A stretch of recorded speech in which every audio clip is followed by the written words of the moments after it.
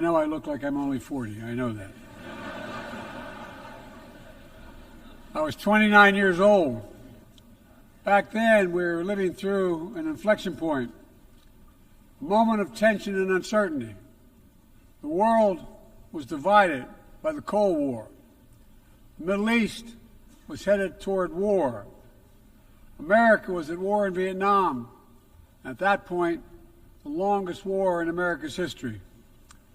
Our country was divided and angry, and there were questions about our staying power and our future. But even then, I entered public life not out of despair, but out of optimism. The United States and the world got through that moment. It wasn't easy or simple, without significant setbacks. But we go on to reduce the threat of nuclear weapons through arms control, and then go on to bring the Cold War itself to an end. Israel and Egypt went to war, but then forged a historic peace. We ended the war in Vietnam. The last year in Hanoi, I met with the Vietnamese leadership. We elevated our partnership to the highest level. It's a testament to the resilience of the human spirit and the capacity for reconciliation. That today the United States and Vietnam are partners and friends. And it's proof that even from the horrors of war, there's a way forward. Things can get better. We should never forget that. I've seen that throughout my career. In the 1980s, I spoke out against apartheid in South Africa. And then I watched the racist regime fall. In the 1990s, I worked to hold Milosevic accountable for war crimes. He was held accountable. At home, I wrote and passed the Violence Against Women Act to end the scourge of violence against women and girls, not only in America, but across the world, as many of you have as well. But we have so much more to do, especially against rape and sexual violence as weapons of war and terror. We were attacked on 9/11 by al-Qaeda and Osama bin Laden. We brought him justice. Then I came to the presidency at another moment of crisis and uncertainty. I believed America had to look forward. New challenges, new threats, new opportunities were in front of us. We needed to put ourselves in a position to see the threats, to deal with the challenges, and to seize the opportunities as well. We need to end the era of war that began on 9/11. As Vice President to President Obama, he asked me to work to wind down the military operations in Iraq, and we did, painful as it was. When I came to office as president, Afghanistan had replaced Vietnam as America's longest war. I was determined to end it, and I did. It was a hard decision, but the right decision. 4 American presidents had faced that decision, but I was determined not to leave it to the 5th. It was a decision accompanied by tragedy.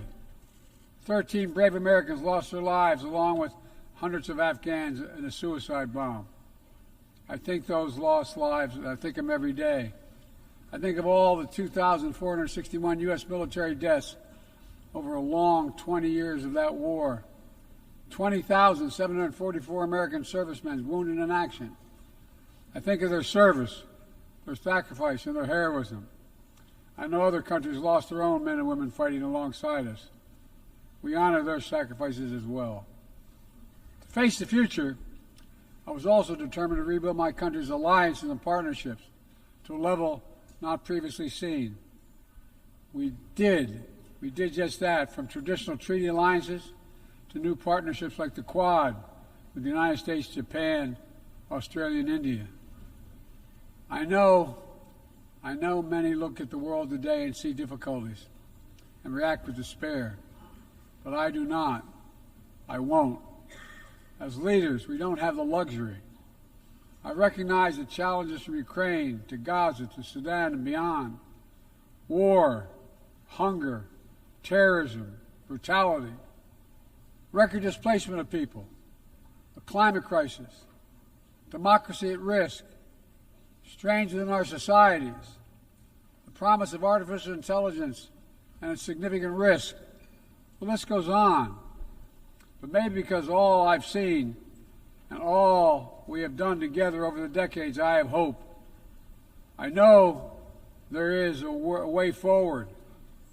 In 1919, the Irish poet William Butler Yeats described a world, and I quote, "where things fall apart, the center cannot hold, mere anarchy is loosed upon the world," end of quote.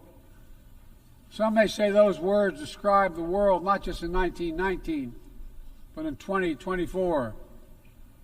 But I see a critical distinction. In our time, the center has held. Leaders and people from every region and across the political spectrum have stood together, turned the page. We turned the page in the worst pandemic in a century. We made sure COVID no longer controls our lives. We defended the UN Charter and ensured the survival of Ukraine as a free nation. My country made the largest investment in climate, clean energy, ever anywhere in history. There will always be forces that pull our countries apart and the world apart. Aggression, extremism, chaos, and cynicism. A desire to retreat from the world and go it alone. Our test is to make sure that the forces holding us together are stronger than those who are pulling us apart. That the principles of partnership that we came here each year to uphold can withstand the challenges. That the center holds once again. My fellow leaders, I truly believe we're at another inflection point in world history, where the choices we make today will determine our future for decades to come. Will we stand behind the principles that unite us? Will we stand firm against aggression? Will we end the conflicts that are raging today? Will we take on global challenges like climate change, hunger, and disease? Will we plan now for the opportunities and risk of a revolutionary new technologies? I want to talk today about each of these decisions and the actions, in my view, we must take. To start, each of us in this body has made a commitment to the principles of the UN Charter to stand up against aggression. When Russia invaded Ukraine, we could have stood by and merely protested. But Vice President Harris and I understood that that was an assault on everything this institution is supposed to stand for. And so, my direction, America stepped into the breach, providing massive security and economic and humanitarian assistance. Our NATO allies and partners in 50-plus nations stood up as well. But most importantly, the Ukrainian people stood up. I asked the people of this chamber to stand up for them. The good news is Putin's war has failed at his core aim. He set out to destroy Ukraine, but Ukraine is still free. He set out to weaken NATO, but NATO is bigger, stronger, and more united than ever before, with 2 new members, Finland and Sweden. But we cannot let up. The world now has another choice to make. Will we sustain our support to help Ukraine win this war and preserve its freedom, or walk away and let aggression be renewed and a nation be destroyed? I know my answer. We cannot grow weary. We cannot look away. And we will not let up on our support for Ukraine. Not until Ukraine wins a just and durable peace in the UN Charter.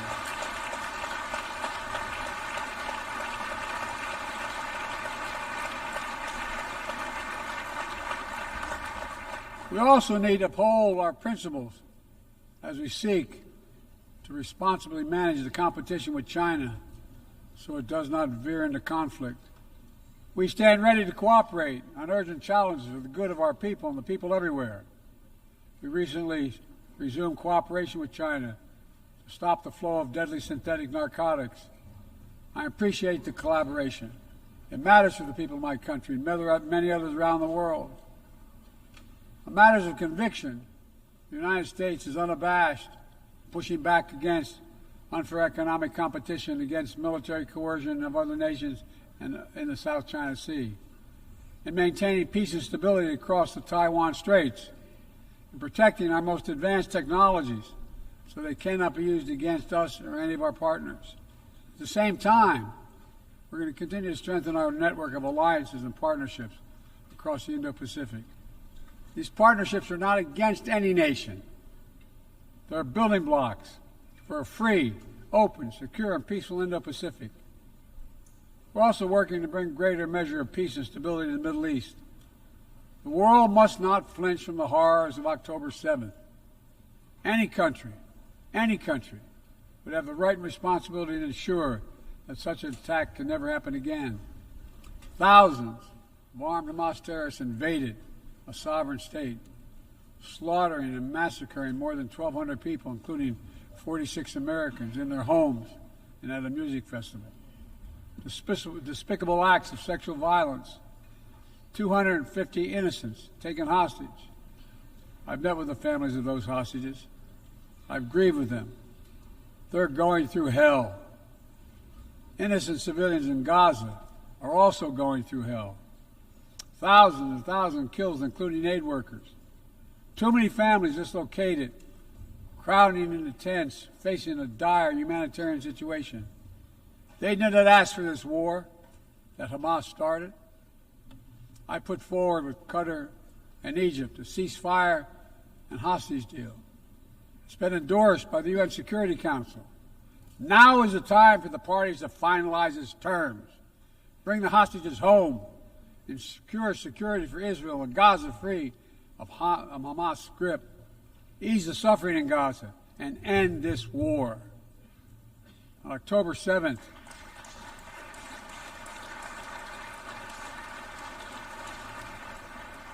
since October 7th, we've also been determined to prevent a wider war that engulfs the entire region.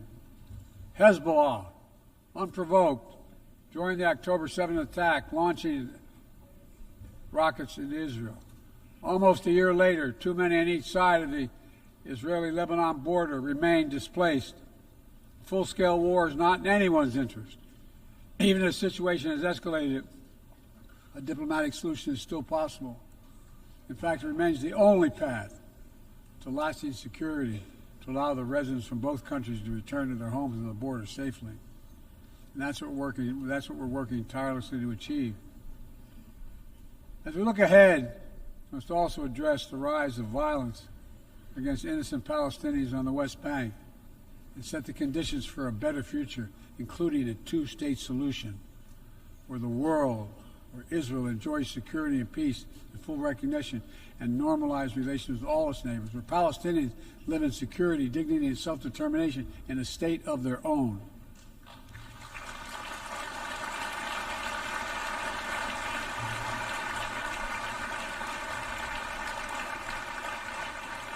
Progress toward peace will put us in a stronger position to deal with the ongoing threat posed by Iran. Together, we must deny oxygen to its terrorist proxies, which have called for more October 7th and ensure that Iran will never, ever obtain a nuclear weapon. Gaza is not the only conflict that deserves our outrage. In Sudan, a bloody civil war unleashed one of the world's worst humanitarian crises. 8 million on the brink of famine. Hundreds of thousands already there. Atrocities in Darfur and elsewhere. The United States has led the world in providing humanitarian aid to Sudan. And with our partners, we've led diplomatic talks to try to silence the guns and avert a wider famine. The world needs to stop arming the generals, to speak with one voice and tell them, stop tearing your country apart, stop blocking aid to the Sudanese people, end this war now.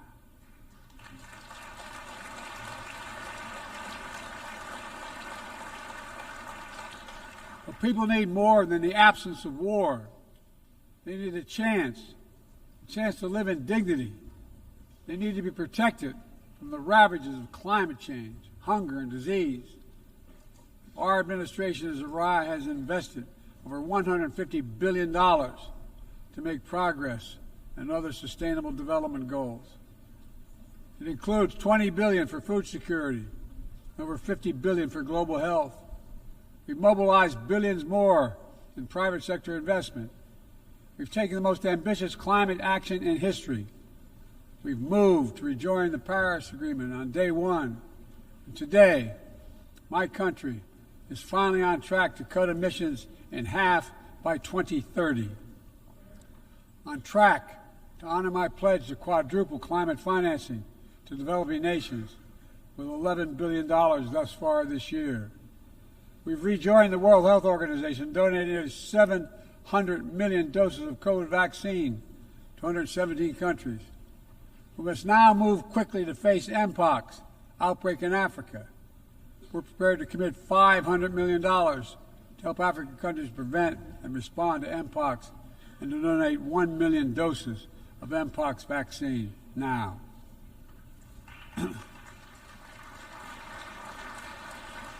We call on our partners to match our pledge and make this a billion-dollar commitment to the people of Africa.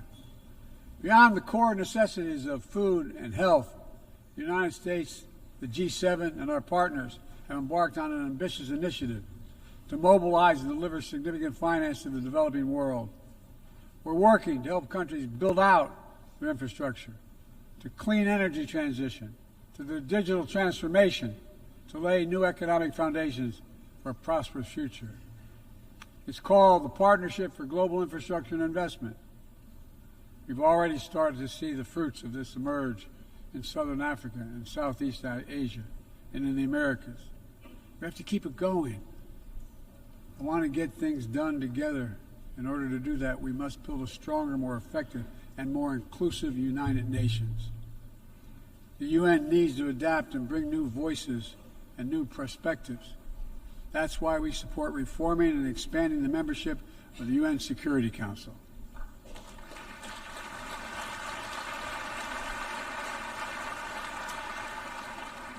My UN ambassador just laid out our detailed vision to reflect today's world, not yesterday's.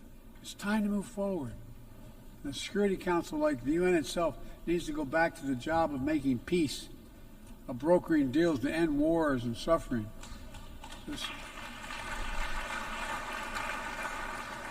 And to stop the spread of the most dangerous weapons, of stabilizing troubled regions in East Africa, from East Africa to Haiti, to Kenya-led mission that's working alongside the Haitian people to turn the tide. We also have a responsibility to prepare our citizens for the future. We'll see more technological change, I argue, in the next 2 to 10 years than we have in the last 50 years. Artificial intelligence is going to change our ways of life, our ways of work, and our ways of war. It could usher in scientific progress at a pace never seen before, and much of it could make our lives better. But AI also brings profound risks, from deep fakes to disinformation, to novel pathogens, to bioweapons. We've worked at home and abroad to define the new norms and standards. This year, we achieved the first ever General Assembly resolution on AI to start developing global rules of the road. We also announced a declaration on the responsible use of AI, joined by 60 countries in this chamber. But let's be honest, this is just the tip of the iceberg, what we need to do to manage this new technology. Nothing is certain about how AI will evolve or how it will be deployed. No one knows all the answers. My fellow leaders, it's with humility I offer 2 questions. First, how do we as an international community govern AI? As countries and companies race to uncertain frontiers, we need an equally urgent effort to ensure AI's safety, security, and trustworthiness. As AI grows more powerful, it also must grow more responsive to our collective needs and values. Benefits of all must be shared equitably. It should be harnessed to narrow, not deepen, digital divides. Second, will we ensure that AI supports rather than undermines the core principles that human life has value and all humans deserve dignity? We must make certain that the awesome capabilities of AI will be used to uplift and empower everyday people, not to give dictators more powerful shackles on the human spirit. In the years ahead, there may well be no greater test of our leadership than how we deal with AI. Let me close with this. Even as we navigate so much change, one thing must not change. We must never forget who we're here to represent. We, the people. These are the first words of our Constitution, the very idea of America. They inspired the opening words of the UN Charter. I made the preservation of democracy the central cause of my presidency. This summer, I faced a decision whether to seek a second term as president. It was a difficult decision. Being president has been the honor of my life. There's so much more I want to get done. As much as I love the job, I love my country more. I decided after 50 years of public service, it's time for a new generation of leadership to take my nation forward. My fellow leaders, let us never forget, some things are more important than staying in power. It's your people.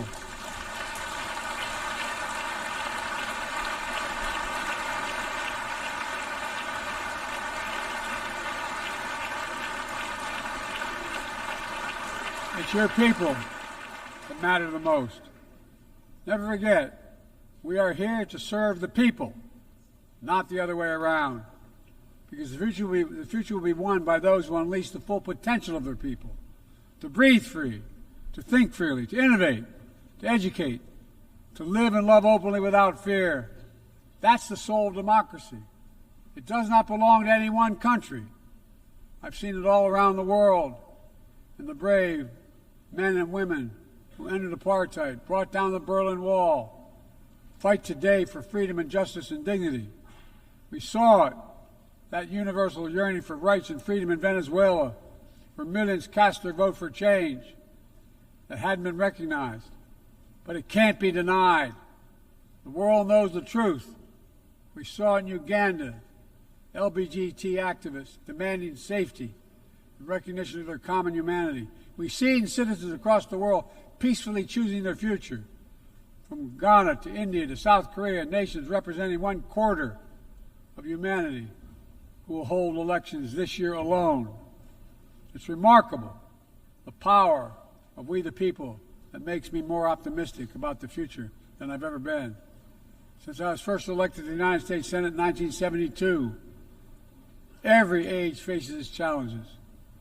I saw it as a young man. I see it today. But we are stronger than we think. We're stronger together than alone. And what the people call impossible is just an illusion. Nelson Mandela taught us, and I quote, "It always seems impossible until it's done. It always seems impossible until it's done." My fellow leaders, there is nothing that's beyond our capacity if we work together. Let's work together. God bless you all, and may God protect all those who seek peace. Thank you.